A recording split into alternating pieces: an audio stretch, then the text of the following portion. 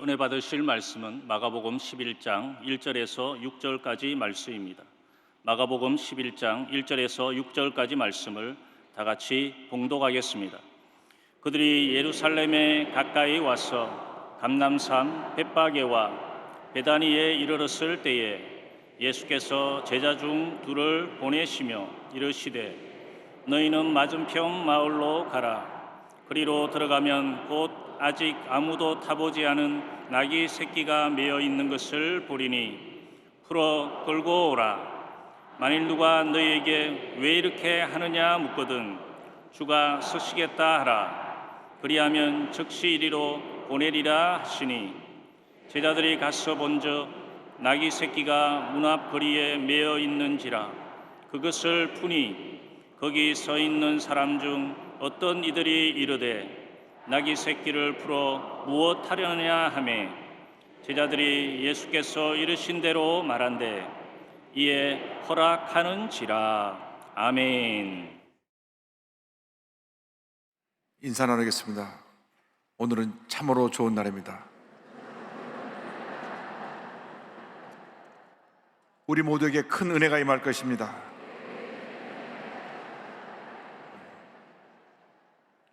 오늘 전 여러분과 함께 마가복음 11장 1절로 6절 말씀 가지고 주가 쓰시겠다 하라 이 같은 제목으로 함께 말씀의 은혜를 나누기 원합니다. 제목을 한번 크게 따라해 주시기 바랍니다. 주가 쓰시겠다 하라. 주가 쓰시겠다 하라. 오늘은 종료주일입니다. 예수님의 마지막 한 주간인 고난주간이 시작되는 날입니다. 예수님께서 이 땅에 오셔서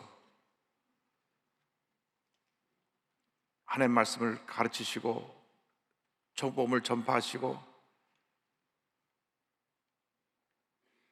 귀신 들린 자의 귀신을 쫓아내시고 많은 병자를 고치셨습니다. 그리고 마지막으로 십자가에 달리셔서 우리의 죄와 절망, 질병, 저주를 다 짊어지시고 돌아가십니다. 예수님은 우리 위해서 희생하시기 위해서 이 땅에 오신 것입니다. 그래서 예수님의 마지막 일주간이 마가복음에 무려 3분의 1 이상 이 일주간에 대해서 자세히 기록하고 있습니다.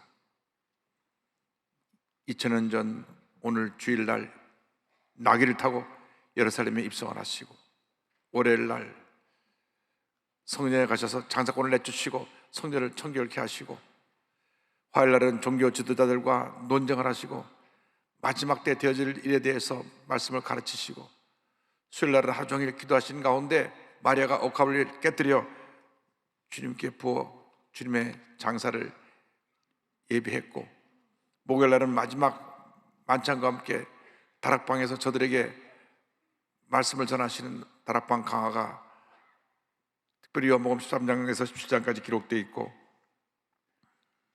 게세마네 동산에 올라가셔서 금요일이 돼서 자정쯤 붙잡히셔가지고 당시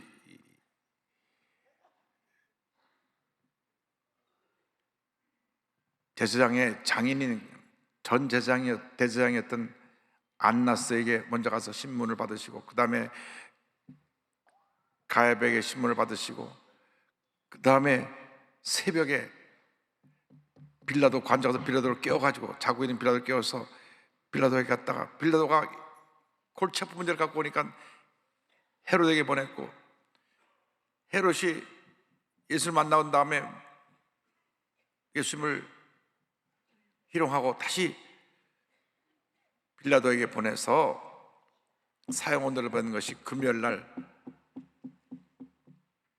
아침 6시쯤 되고 그래서 십자가를 지고 골고다 언덕에 올라서 오전 9시에 못 박히시고 물과 피를 다 쏟으시고 오후 3시에 숨을 거두십니다. 그리고 장사 지낸 바 되었다가 이제 토요일 날 하루 종일 무덤에 계시고 주일날 새벽에 부활하시는데 전체 무덤에 계신 시간은 금요일날 9시간, 토요일날 24시간, 주일날 새벽 4시쯤 부활하셨다고 보면 한 37시간 정도를 무덤에 계셨습니다. 이렇게 예수님이 마지막 한 주간을 보내시고 우리의 모든 것을 다 내놓으시고 희생하시고 십자가에 죽으시고 부활하신 것입니다. 그런데 2000년 전 종료절에 예수님께서 예루살렘에 입성하실 때에 나귀 새끼를 타고 입성하십니다.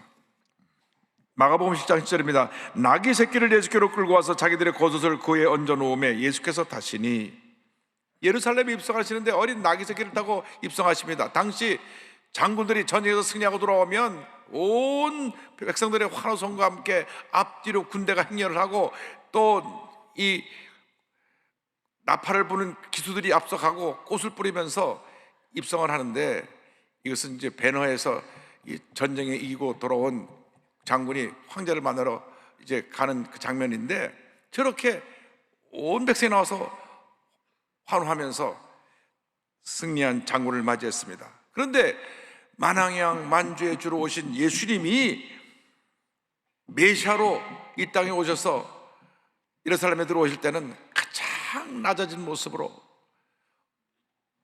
어린 나귀 새끼를 타시고 예루살렘 성에 들어오십니다. 사람들은 종려나무 가지를 흔들며 겉옷을 펴서 값에 깔았습니다. 낙이나 노새는 당시 이 평범한 사람들이 타는 그러한 짐승이었습니다. 어린 나귀 새끼는 겸손, 낮음의 상징입니다. 예수님은 가장 낮아진 모습으로, 겸손한 모습으로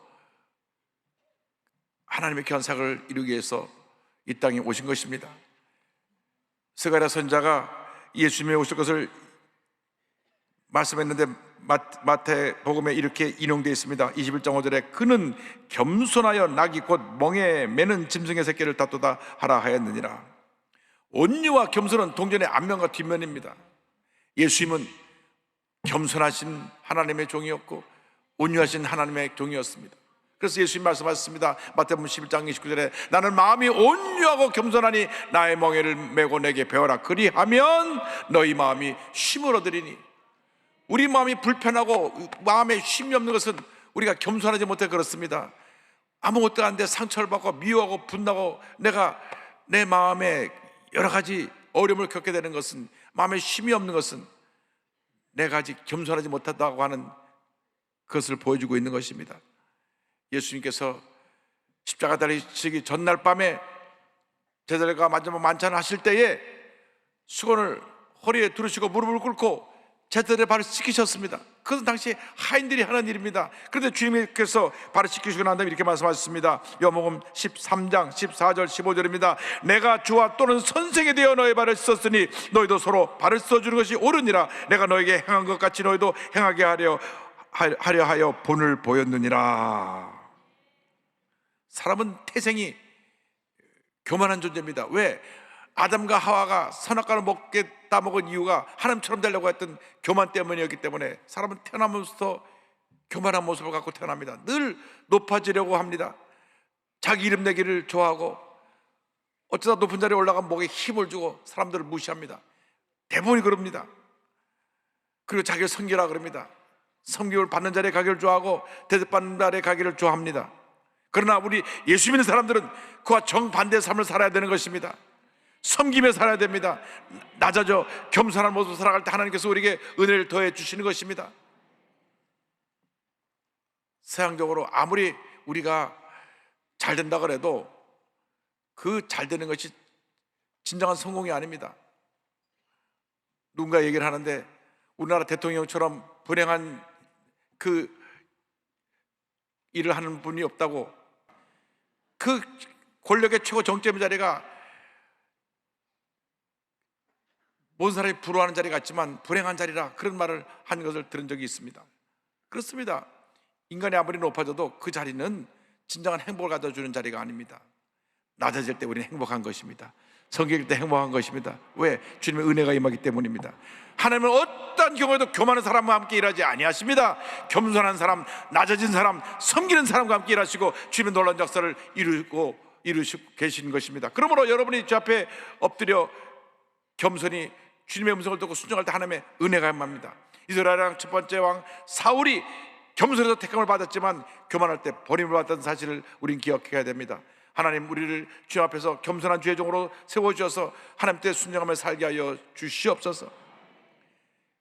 그런데 이 나귀 새끼를 타고 들어오시기 위해서 예수님께서 제자들에게 명령을 하셨습니다. 제자들에게 명령하는 이야기가 마가복음 11장 2절에 나옵니다. 이르시되 너희는 맞은편 마을로 가라. 그리로 들어가면 곧 아직 아무도 타보지 않은 나귀 새끼가 매어 있는 것을 보니 풀어 끌고 오라. 예루살렘 입구에 있는 벳박이와 베다니에 이르렀을 때 제자들을 보내서 말씀하십니다. 저기 마을로 가면 아무도 타지 않은 나귀 새끼가 있을 테니까 나귀 새끼를 끌고 와라. 그리고 누가 왜 나귀 새끼를 가져가냐 그러면 주님이 쓰겠다고 말을 해라. 3절입니다. 만일 누가 너에게 왜 이렇게 하느냐 묻거든 주가 쓰겠다 하라. 그리하면 지킨 이리로 보내리라 하시니, 제자들은 말에 가서 남의 나귀 새끼를 갖고 오라는 것에서 그걸 갸우뚱했습니다마는 주님 말씀하시니까 순종한 것입니다. 순종할 때 하나님의 은혜가 임하는 것입니다. 우리의 생각과 달라도 주님 말씀하시면 순종해야 되는 것입니다. 우리의 뜻과 달라도 하나님이 말씀하시면 이 말씀에 순종할 때 하나님의 은혜와 축복이 임하게 되는 것입니다. 아브라함이 100세 때 낳은 아들 이삭을 바치라는 명령을 받았을 때 아브라함은 머뭇거리지 않았습니다. 즉각 순종했습니다. 그래서 100세 때 낳은 아들, 눈에 넣어도 아프지 않을 아들 이삭을 죽여 바쳐 번제로 드리려고 모래당에 있는 한 산으로 갔던 것입니다. 창세기 22장 2절에 이와 같이 말씀합니다. 야훼께서 이르시되 네 아들 내 사랑하는 독자 이삭을 데리고 모리아 땅으로 가서 내가 내게 일러준 한 산 거기서 그를 번제로 드리라. 그래서 그곳에까지 올라가서 칼 들어 자기 아들을 죽이려고 했을 때 하나님께서 멈추게 하시고 수장을 준비해서 대신 제사를 드리게 하셨습니다. 그래서 하나님이 준비하셨다 야훼 일이라는 말이 나왔는데, 그러고 나서 그를 복 주십니다. 16절로 18절입니다. 이르시되 야훼께서 이르시기를 내가 나를 가리켜 맹세하노니 내가 이같이 행하여 내 아들 내 독자도 아끼지 아니하였은즉 내가 내게 큰 복을 주고 내 씨가 크게 번성하여 하늘의 별과 같고 바닷가의 모래와 같게 하리니 내 씨가 그 대적의 성문을 차지하리라. 또 내 씨로 말미암아 천하 만민이 복을 받으리니 이는 내가 나의 말을 준행하였음이니라. 하나님이 원하신 것은 이삭이 아닙니다.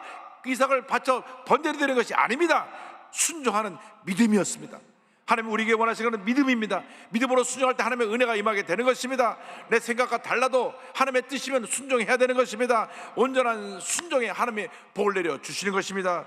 제자들이 순종해서 가보니 나귀 새끼가 있어서 나귀 새끼를 풀어서 끌고 옵니다. 여기서 우리가 또 하나의 순종을 봅니다. 주인들의 순종입니다. 제자들은 말씀에 순종하고 믿음으로 순종했지만 주인은 자기 가진 것을 내놓는 희생적인 순종을 한 것입니다. 누가복음 19장 33절 34절입니다. 나귀 새끼를 풀 때 그 임자들이 이르되 어찌하여 나귀 새끼를 풀냐 대답하되 주께서 쓰시겠다 하고, 성경을 보니까 이 나귀 새끼가 주인이 몇 사람 있었던 것 같습니다. 주인들이라고 하는 복수형을 썼습니다. 아주 가난한 동네에 나귀 새끼를 하나를 이제 가지고 그 생계수단으로 쓰려고 주인이 도명이 있었던 것 같은데, 그걸 끌고 가니까 그들이 나와서 왜 우리 집 나귀 새끼를 함부로 끌고 가냐고 말했습니다. 그때 말합니다. 주님께서 쓰시겠다 합니다. 그러니까 그 말 한마디에 토를 달지 않고 그냥 나귀 새끼를 내어놓았습니다. 중요한 생계수단입니다. 나귀 새끼에게 무엇을 지어 나르기도 하고 또 밭을 가고 일을 시키기도 하는데 그걸 선뜻 내놓았던 것입니다. 순종에는 희생이 따릅니다. 여러분, 주님 앞을 섬긴다고 하면서 희생하지 않고 주님을 섬기는 것은 그 특별한 일이 아닙니다. 희생할 때 그것이 참된 일이고 은혜가 되는 줄로 믿습니다. 저에게 누가 와서 말하기를 목사님 올해 목사님 말씀대로 열심히 순종해서 50명을 번서 전도했습니다. 올해 100명을 채울 것입니다. 근데 50명을 전도하기 위해서 이분은 얼마나 많은 시간을 내서 사람들을 만나고 밥을 사주고 주일날 되면 아침 일일이 전화해서 모시고 와서 예배드리고 또 가는데 그냥 보내면 안 되니까 또 점심까지 대접을 하고 보내고 자기 시간을 희생하고 자기 물질을 희생하고 그래서 섬겨서 그 많은 사람들을 주님께로 인도해 온 것입니다. 하나님께서 복을 주실 것입니다. 여러분, 진정한 섬김은 희생이 동반되는 것입니다. 내 재능을 드리고 내 시간을 드리고 내 물질을 드리고 내 가진 것을 드릴 때 하나님께서 하늘 문을 여시고 더 큰 복을 우리에게 내려 주시는 것입니다. 여러분, 하나님 앞에서 순종과 희생을 통해 큰 복을 받는 주님의 일꾼들이 되기를 바랍니다. 예수님의 순종이 그 같은 순종이었고 희생과 섬김과 헌신의 순종이었습니다. 빌립보서 2장 8절입니다. 사람의 모양으로 나타나사 자기를 낮추시고 죽기까지 복종하시니 곧 십자가에 죽으심이라. 그 순종으로 인해서 온 인류를 구원할 수 있게 된 것입니다. 히브리서 5장 8절 9절입니다. 그가 아들이시면서도 받으신 고난으로 순종함을 배워서 온전하게 됐은즉 자기에게 순종하는 모든 자에게 영원한 구원의 근원이 되시고. 할렐루야. 순종할 때 하나님 은혜가 있습니다. 우리가 주 앞에 부르짖어 기도해야 됩니다. 주님, 나를 보내주옵소서. 내가 여기 있나이다. 내가 여기 있나이다. 내가 여기 있나이다. 이 종료 주일에 나귀 새끼를 다신 예수님의 겸손을 우리가 본받아야 되고, 예수님 말씀에 순종한 제자같이, 주인들과 같이 섬김과 희생을 통하여서 하나님께 나가는 여러분 모두가 되기를 바랍니다. 순종은 하나님이 우리에게 큰 복을 가져다 줍니다.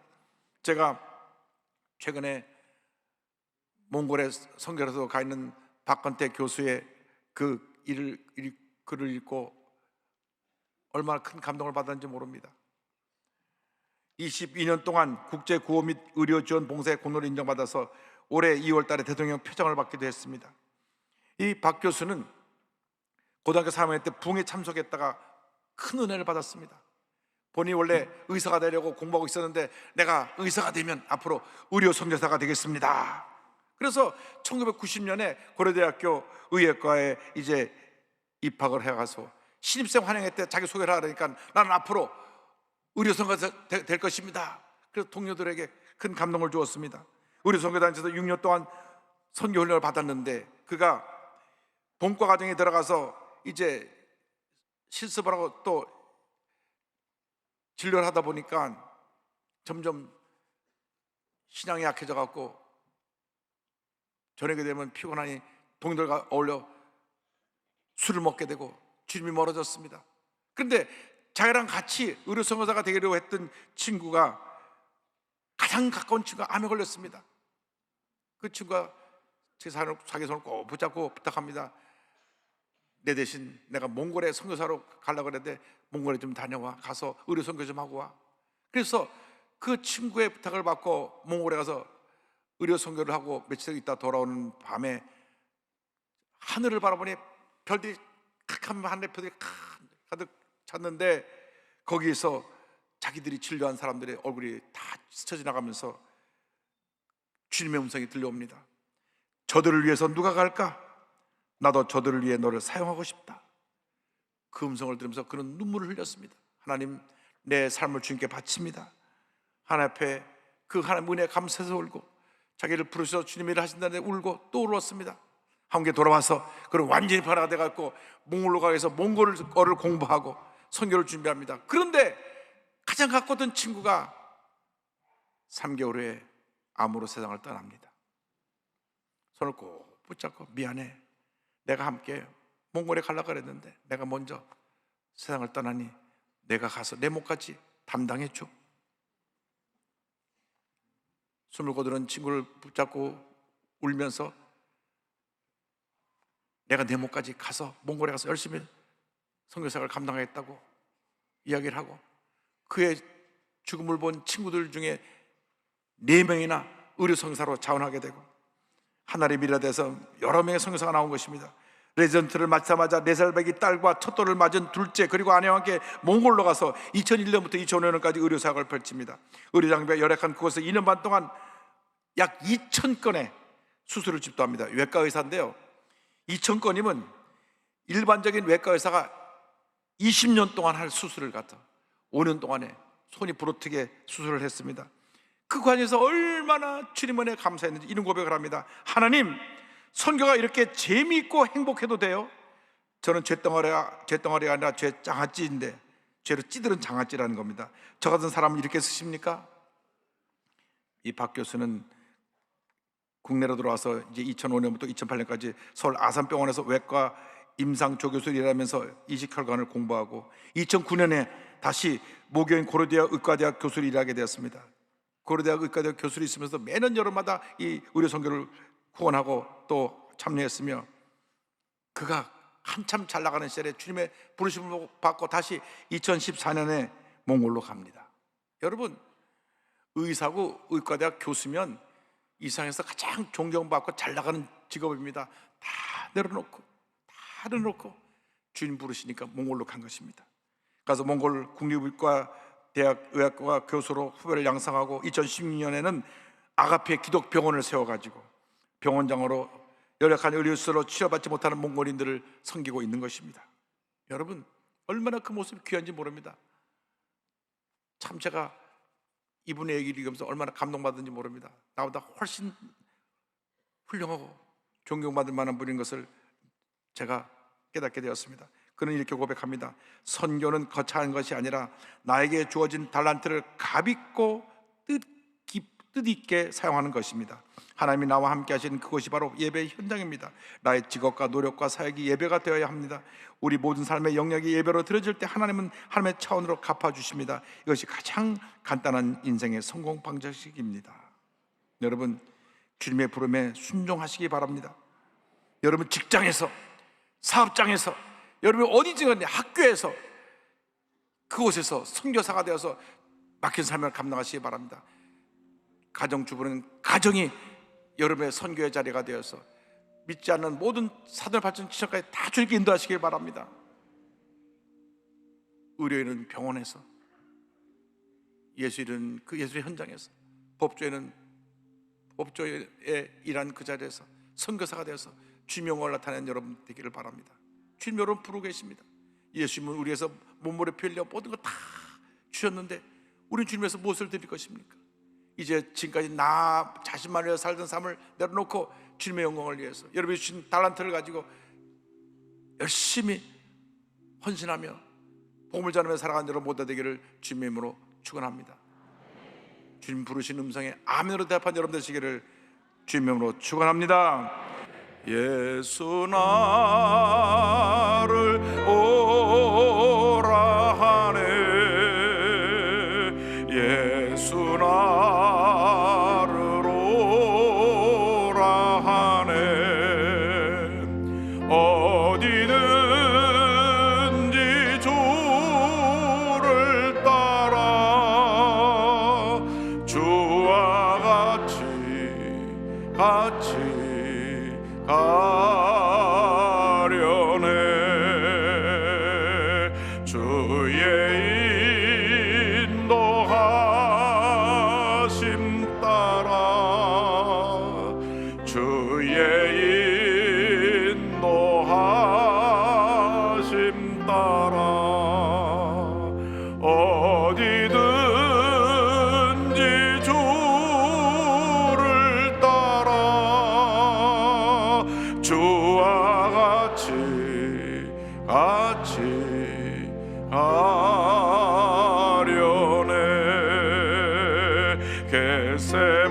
겟세마네 동산까지 주와 함께 가려 하네. 피땀 흘린 동산까지 주와 함께 가려네. 주의 인도하심 따라,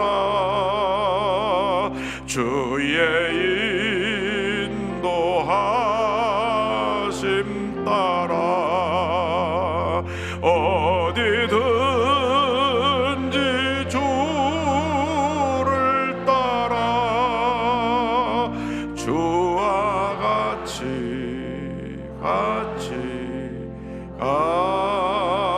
가려네. 기도하겠습니다. 사랑과 은혜와 자비가 무한하신 하나님 아버지, 주님 우리를 부르실 때 주님 내가 여기 있습니다 아멘으로 응답하고 주님 맡겨진 사명 감당해 나가는 저희 모두가 되도록 은혜 내려 주시옵소서. 어디로 나를 부르시든지 내게 주신 재능으로 주님을 섬기는 우리 모두가 되게 하여 주옵소서.